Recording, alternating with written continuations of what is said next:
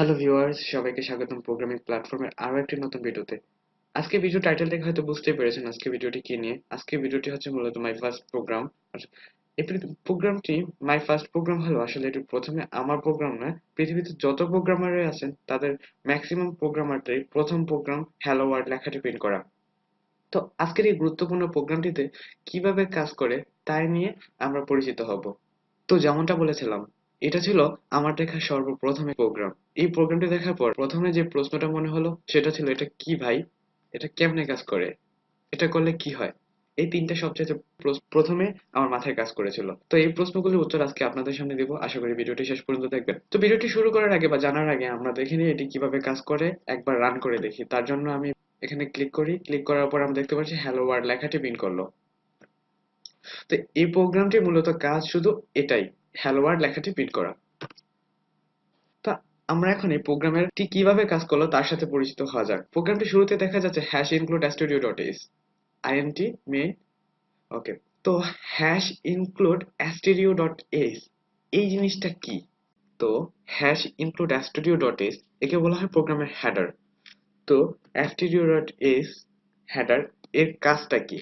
ওকে, এর কাজ হচ্ছে প্রতিটা প্রোগ্রাম মূলত এক বা একাধিক লাইব্রেরি ফাংশনের সমন্বয়ে গঠিত। কমপক্ষে একটি লাইব্রেরি ফাংশন থাকতেই হবে কোনো একটি প্রোগ্রামে। যেমন এখন লাইব্রেরি ফাংশন কোনগুলো? মেইন একটি লাইব্রেরি ফাংশন, প্রিন্টএফ একটি লাইব্রেরি ফাংশন। ওকে, এগুলো লাইব্রেরি ফাংশন কিভাবে চিনলাম? কোনো একটা ওয়ার্ডের পর যদি একটা ফার্স্ট ব্রেকার থাকে তাহলেই আমরা বুঝবো যে এটা একটি লাইব্রেরি ফাংশন।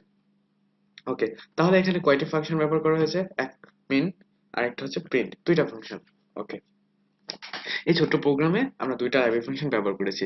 আমরা ছিলাম হ্যাশ ইনক্লুড studio.h। আচ্ছা, এই প্রোগ্রামে প্রিন্টএফ নামক একটি ফাংশন ব্যবহার করা হয়েছে।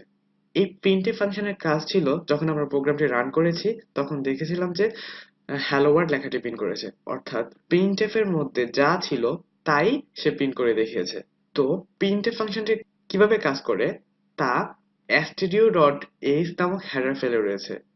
অর্থাৎ প্রিন্টএফ একটি লাইব্রেরি ফাংশন। এই লাইব্রেরি ফাংশনটি কিভাবে কাজ করবে তা রয়েছে std.h নামক হেডার ফাইলে। তার জন্য আমরা হেডার ফাইলটি এই প্রোগ্রামের মধ্যে এনেছি। তো একটি হেডার ফাইল যখন প্রোগ্রামের মধ্যে আনা হয় তখন তার পাশে হ্যাশ ইনক্লুড লেখাটি লিখতে হয়।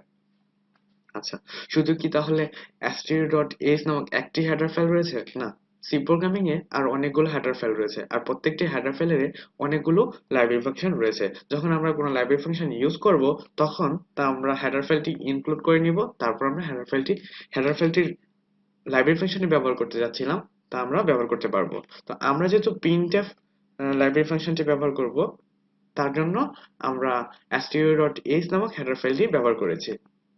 এরকম অনেকগুলো লাইব্রেরি ফাংশন রয়েছে যার সাথে আমরা পরবর্তীতে পরিচিত হব। তারপরে int main এই জিনিসটা কি? int int হচ্ছে একটি কিওয়ার্ড। তো কিওয়ার্ড কি?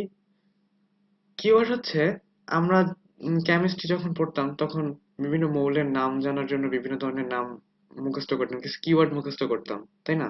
তার এরকমই প্রোগ্রামের জন্য কিছু কিওয়ার্ড ব্যবহার করা হয় যার সাহায্যে কম্পাইলার তার নির্দেশাবলী খুব সহজে বুঝতে পারে।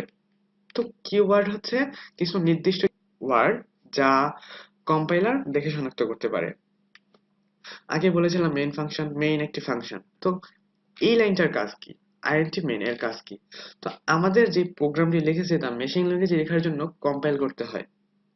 কম্পাইলার যখন এই কোডটিকে মেশিন ল্যাঙ্গুয়েজে রূপান্তর করবে তখন এই যে মেইন ফাংশন থেকে প্রোগ্রাম কম্পাইল করা শুরু করবে। তার জন্য মেইন ফাংশনটি প্রোগ্রামের মধ্যে রাখা অত্যন্ত গুরুত্বপূর্ণ। মেইন ফাংশন ছাড়া প্রোগ্রাম রান করবে না। আচ্ছা, মেইন ফাংশন আমরা ইনক্লুড করলাম। তো কম্পাইলার এখন কোথা থেকে রান করা শুরু করবে? এই যে আমরা সেকেন্ড ব্রেকার দিয়েছি, সেকেন্ড ব্রেকার এখানে শুরু করেছি, সেকেন্ড ব্রেকারটা এখানে শেষ করেছি। তো এর মধ্যে যা আছে তা কম্পাইলার রান করবে। তো hash include stdio.h int main এবং সেকেন্ড ব্রেকারের কাজটাও বোঝা গেল। প্রিন্টএফ এর কাজটা আমরা আগে দেখেছিলাম। প্রিন্টএফ এর কাজ হচ্ছে হ্যালো ওয়ার্ল্ড নামক লেখাটি প্রিন্ট করে দেখানো। আচ্ছা, এই প্রোগ্রামটি আমি আরো একবার করিয়ে দেবো, কোনো প্রবলেম নেই। তো প্রিন্টএফ ফাংশনের পরে আমরা সেমিকোলন ব্যবহার করেছি।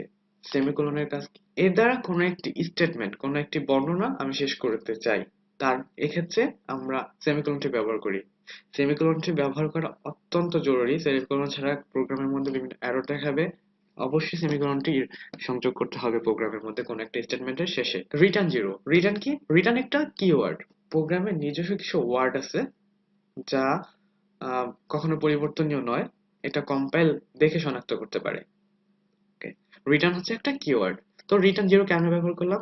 রিটার্ন জিরোর পরিবর্তে আমরা অন্য কিছু ব্যবহার করতে পারতাম। রিটার্ন জিরো ব্যবহার করেছি আহ, আমাদের যে প্রোগ্রামটি লিখেছি তা সঠিকভাবে কম্পাইল হয়েছে, অর্থাৎ সম্পূর্ণভাবে সমাধান হয়েছে তা বোঝার জন্য আমরা রিটার্ন জিরো ব্যবহার করেছি।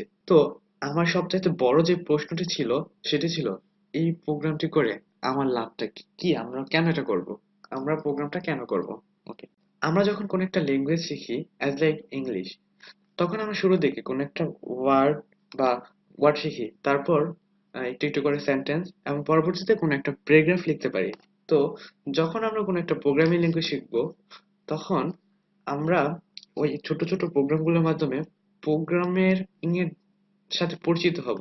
তো পরিচিত হওয়ার পর আমরা বিভিন্ন ইনস্ট্রাকশন দিয়ে কম্পিউটারকে পরিচালনার জন্য আমরা প্রোগ্রামিং ল্যাঙ্গুয়েজটি শিখবো। তো আমরা এই ছোট ছোট প্রোগ্রামগুলো দিয়ে মূলত কম্পিউটার প্রোগ্রামের সাথে পরিচিত হব।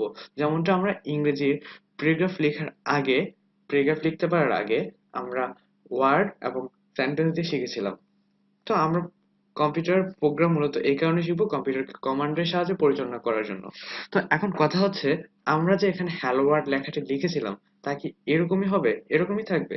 না, এরকমই না। আমি ইচ্ছা করলে এতে যা খুশি তা লিখতে পারি। আপাতত আমি আমার নাম লিখতেছি, আপনি ইচ্ছা করলে আপনার নাম লিখতে পারেন। NAZMULISLAM। আমি এবার রান করছি। তো আমার প্রোগ্রামটি আমার নাম প্রিন্ট করে পাঠিয়েছে। আই হোপ আপনার যদি লিখে থাকেন আপনার নাম, আপনার নামটি প্রিন্ট করে পাঠিয়েছে। এখন বোঝা যাচ্ছে যে প্রিন্টএফ এর মধ্যে যা দেই তাই প্রিন্ট করে পাঠাচ্ছে। এখন আমি লেখাটি আরেকটু সুন্দর করতে চাচ্ছি। আমি লিখতে চাচ্ছি my name is Nazmul Islam. আসলে কি তা প্রিন্ট করে পাঠাবে? দেখি তো। হ্যাঁ, তাই my name is Nazmul Islam, আমি যা লিখেছি তাই প্রিন্ট করে দেখাচ্ছে। ওকে, আচ্ছা আমি এখানে রিটার্ন জিরো ইউজ না করে আমি এখানে গেট সিএস এই ফাংশনটি ইউজ করি, তাহলে কি হয়? সরি, এখানে এই যে সেমিকোলনটি দিতে ভুলে গেছিলাম, তার জন্য ভুলটা দেখাচ্ছিল। ভুলগুলো নিচের দিকে খেয়াল করব, তাহলে আমরা ভুলগুলো নিজেই বুঝতে পারবো। ওকে, এখন শুধু my name is Nazmul Islam এটাই প্রিন্ট করতেছে, আর কিছু প্রিন্ট করতেছে না। এবং এখানে একটা আমাদের কার্সরটিরা কিছু একটা কোন একটা ক্যারেক্টার নিতে চাচ্ছে। আমরা যদি কোন একটা ক্যারেক্টার দিই তাহলে আরেকটা চলে যাবে। ওকে, তো আমরা গেট সিএস আর রিটার্ন জিরো এই দুটার কাজ জানতে পারলাম।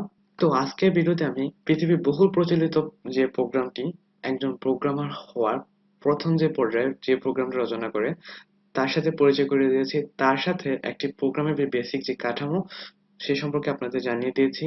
তো আজকে আমি মূলত প্রিন্টএফ লাইব্রেরি ফাংশন শুধুমাত্র একটি ফাংশনের কাজ দেখিয়েছি। আগামীতে আমি প্রোগ্রাম সম্পর্কে আর প্রোগ্রামিং এর আরো নতুন নতুন ভিডিও দিয়ে যাব। আশা করি আপনাদের ভালো লাগবে। আর খুব সহজে শেখার জন্য আমি দুইটি ওয়েবসাইট রিকমেন্ড করব। এক হচ্ছে বাংলাদেশি, এক হচ্ছে programmiz.com। এই ওয়েবসাইটটিতে সি প্রোগ্রামিং এর জন্য খুবই বেস্ট, খুব ভালো সলিউশন আছে। আর যারা বাংলায় আরো সহজে প্রোগ্রাম শিখতে চাচ্ছেন তাদের জন্য তামিশের সুবিন ভাইয়ার এই ওয়েবসাইটটি cpbook.shubin.com।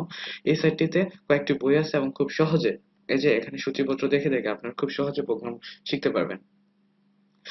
তো আমার ভিডিওটি কেমন লাগলো আপনারা জানাতে ভুলবেন না। ভিডিওটি যদি ভালো লাগে অবশ্যই অবশ্যই কমেন্ট করতে ভুলবেন না। তো ভিডিওটি দেখার জন্য সবাইকে ধন্যবাদ।